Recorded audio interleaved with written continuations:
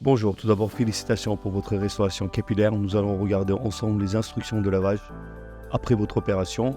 Dans la vidéo, nous utilisons des gants, mais vous n'êtes pas obligé d'utiliser des gants. Vous pouvez juste nettoyer vos mains proprement avant. Donc du lavage 2 au lavage 5, le premier étant réalisé à la clinique, on va utiliser uniquement le shampoing. Pas de mousse, uniquement le shampoing. Comme dans la vidéo, on vient mousser et on vient tapoter, surtout sur la partie où nous avons greffé les cheveux. On vient tapoter, pas de frottement. Si on frotte, le risque c'est de déplacer les greffes. Donc on tapote avec le shampoing moussé sur la partie où nous avons greffé les cheveux, autrement dit la partie osseuse. Concernant la partie donneuse, c'est-à-dire qui se situe entre les deux oreilles, à l'arrière de votre tête, on va venir frotter.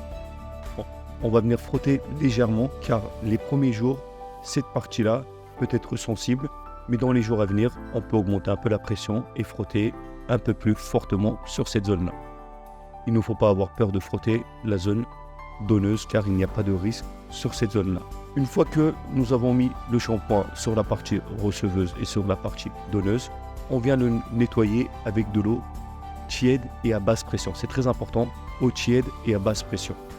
Si on vient avec une forte pression, on peut également déplacer les greffons. Donc on utilise de l'eau à basse pression et eau tiède. On vient nettoyer l'ensemble de la tête, à savoir la partie receveuse, mais également la partie donneuse.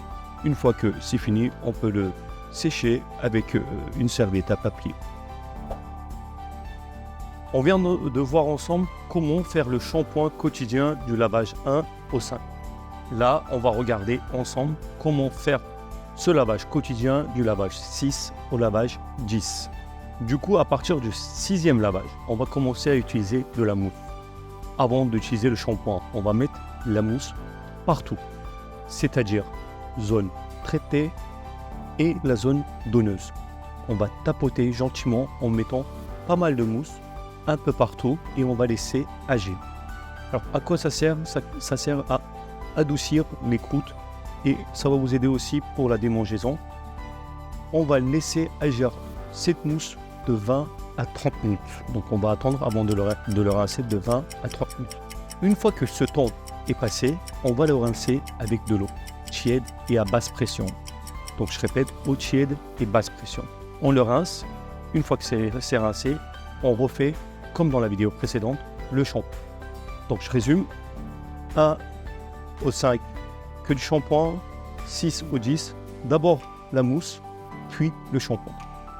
Merci de nous avoir écoutés. Prenez soin de vous. Au revoir.